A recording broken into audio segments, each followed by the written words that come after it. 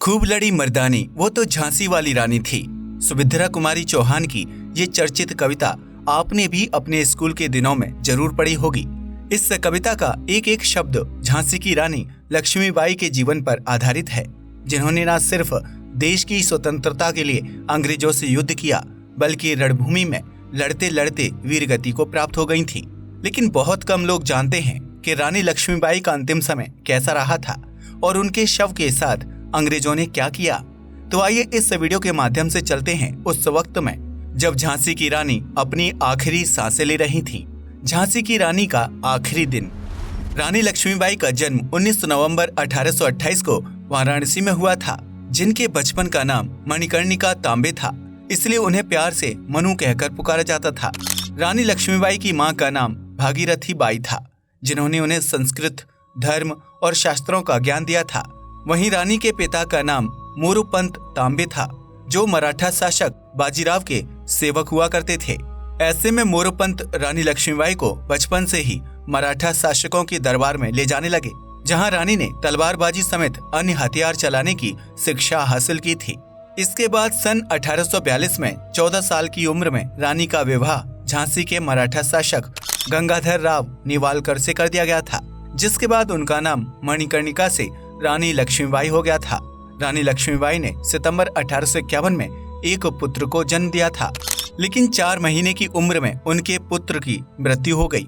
इस दौरान राजा गंगाधर राव का स्वास्थ्य भी धीरे धीरे बिगड़ने लगा था, जिसकी वजह से उनके सलाहकारों ने उन्हें एक बेटा गोद लेने की सलाह दी। ऐसे में राजा गंगाधर राव और रानी लक्ष्मीबाई ने सन 1853 को एक बेटे को गोद लिया, जिसका नाम दामोदर राव रखा गया था। इसके बाद 21 नवंबर 1853 को राजा गंगाधर राव की मृत्यु हो गई और उनकी जगह पर दामोदर राव को झांसी का राजा घोषित किया गया। लेकिन अंग्रेज जानते थे कि दामोदर राव एक दूध पीता बच्चा है, इसलिए उन्होंने झांसी को हड़पने की रणनीति बनाना शुरू कर दिया, जिसके तहत उन्होंने दामोदर राव के खिलाफ मुकदमा दायर कर दिया। उनका कहना था कि दामोदर राव गंगाधर राव के असली वंशज नहीं हैं, इसलिए उनका झांसी पर कोई अधिकार नहीं हो सकता है।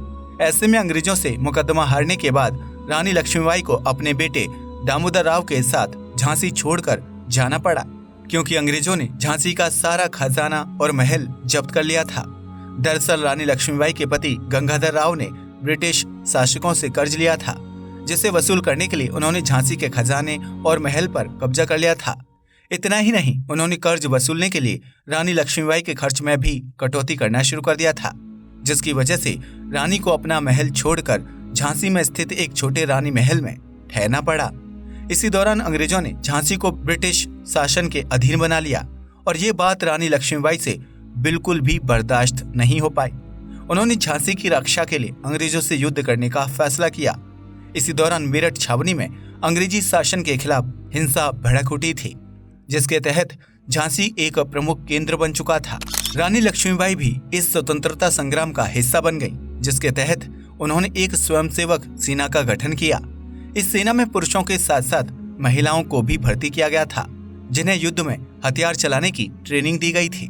सन 1857 की क्रांति तो विफल हो गई थी, लेकिन उसकी वजह से रानी लक्ष्मीबाई अंग्रेजों की नजरों में आ गई थी।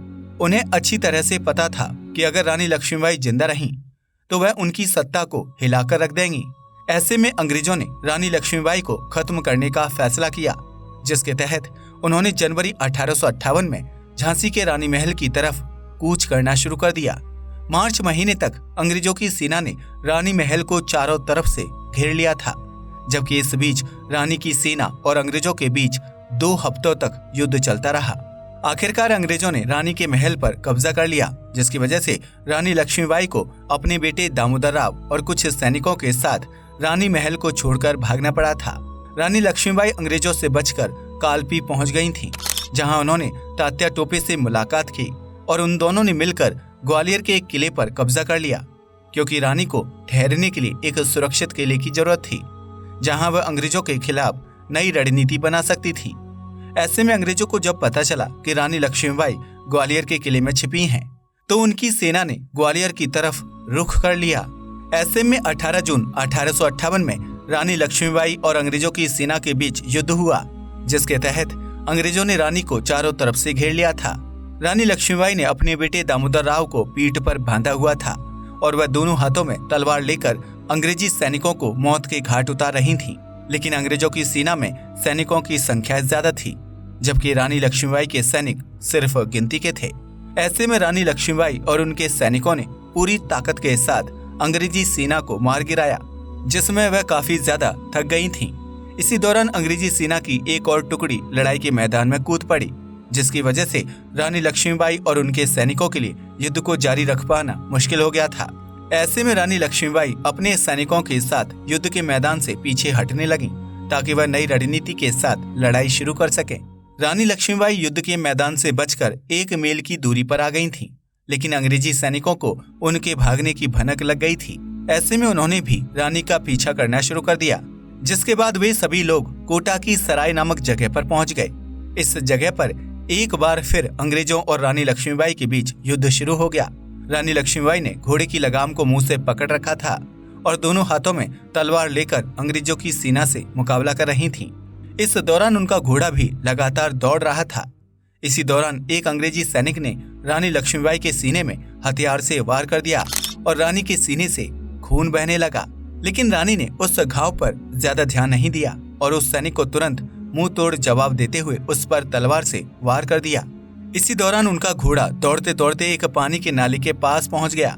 रानी ने सोचा कि वह घोड़े को ऊंचा उछालकर नाले को पार कर लेंगी, लेकिन उनकी सोच के बिल्कुल विपरीत घोड़े ने नाला पार करने के बजाय अचानक से अपने पैर रोक लिए थे, जिसकी वजह से रानी पानी का नाला पार नहीं कर पाई।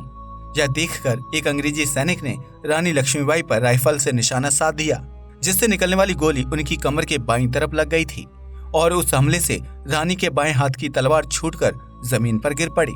रानी लक्ष्मीबाई गोली की वजह से बने जख्म से निकल रहे खून को हाथ से रोकने की कोशिश कर रही थीं। इसी दौरान एक अंग्रेजी सैनिक उनकी तरफ आया और उसने रानी के सिर पर तलवार से जोरदार हमला कर दिया। रानी का सिर तलवार के वार से फट गया और उससे खून की धारा बहने लगी।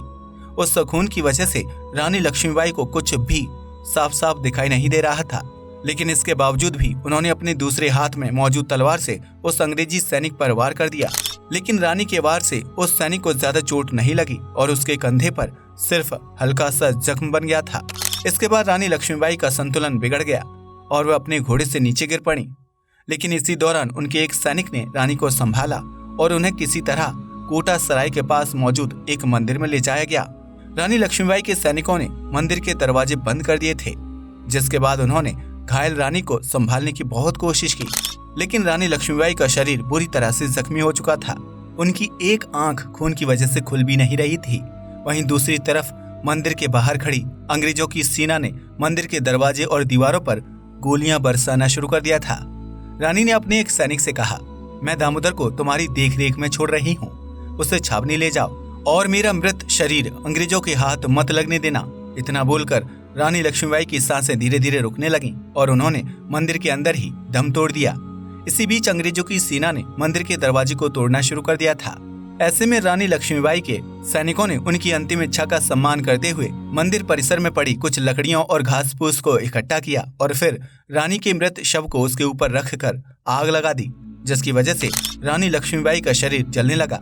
मंदिर के अंदर मौजूद रानी के 3 सैनिक अंग्रेजों की सेना पर गोलियां बरसा रहे थे, जबकि कुछ सैनिक दामोदर राव को लेकर मंदिर से भाग गए। इसके बाद अंग्रेजों ने मंदिर के अंदर मौजूद तीनों सैनिकों को मार गिराया और मंदिर के अंदर दाखिल होकर रानी लक्ष्मीबाई के शव को ढूंढने लगे, लेकिन लाशों के ढेर में उन्हें रानी का पार्थिव शरीर नहीं मिला। इसी दौरान उनकी नजर मंदिर में जल रही आग पर पड़ी, जिससे मानव शरीर के जलने की गंध आ रही थी। अंग्रेजों ने अपने जूतों के वार से उस आग को बुझाने की कोशिश की, लेकिन तब तक रानी लक्ष्मीबाई का शरीर जल चुका था और आग के ढेर में उनकी हड्डियों के कुछ अवशेष मात्र ही रह गए थे। इस तरह रानी लक्ष्मीबाई वीर गति को प्राप्त हो गईं, जबकि उनका मृत शरीर अंग्रेजों के हाथ नहीं लग पाया। इस युद्ध पर रिपोर्ट तैयार करने वाले एक ब्रिटिश जर्नल ह्यू रोज ने लिखा था कि रानी लक्ष्मीबाई अपनी सुंदरता, चालाकी और दृढ़ता के लिए काफी प्रचलित थीं, लेकिन वह अंग्रेजों के खिलाफ लड़ने वाले नेताओं और शासकों में सबसे ज्यादा खतरनाक भी थीं। इस टिप्पणी से यह साफ हो जाता है कि रानी लक्ष्मीबाई ने अपनी हिम्मत, ताकत और युद्ध रणनीति के दम पर अंग्रेजी शासकों की नींव हिला दी थी। लेकिन झांसी की रानी महज 29 वर्ष की उम्र में वीर गति को प्राप्त हो गईं। रानी लक्ष्मीबाई की मृत्यु के 2 साल बाद यानी सन 1860 में दामोदर राव ने अंग्रेजों के सामने आत्मसमर्पण कर दिया था, जिसके बाद उन्होंने 58 साल की उम्र में आखिरी सांस ली थी। अपने अंतिम वक्त में झांसी के दत्तक पुत्र पूरी तरह से कंगाल हो चुके थे, जबकि उनके वंशज भी आज भी इंदौर में निवास करते हैं और खुद को झांसी वाले बताते हैं। इस तरह झांसी की रानी लक्ष्मीबाई ने अपने और अपनी सेना के दम पर अंग्रेजों की सत्ता की नींव हिला दी थी, जिनके डर से अंग्रेजी शासकों ने एक साथ मिलकर झांसी की रानी पर हमला किया था। हालांकि रानी लक्ष्मीबाई भी अपनी अंतिम सांस तक लड़ती रहीं और अंग्रेजों के हाथ नहीं आईं, जो अंग्रेजी सेना और शासकों के लिए सबसे बड़ी हार साबित हुई थी। आज के लिए बस इतना ही। वीडियो पसंद आया हो तो इसे लाइक और शेयर करें, साथ ही चैनल को भी सब्सक्राइब करें। जय हिंद दोस्तों।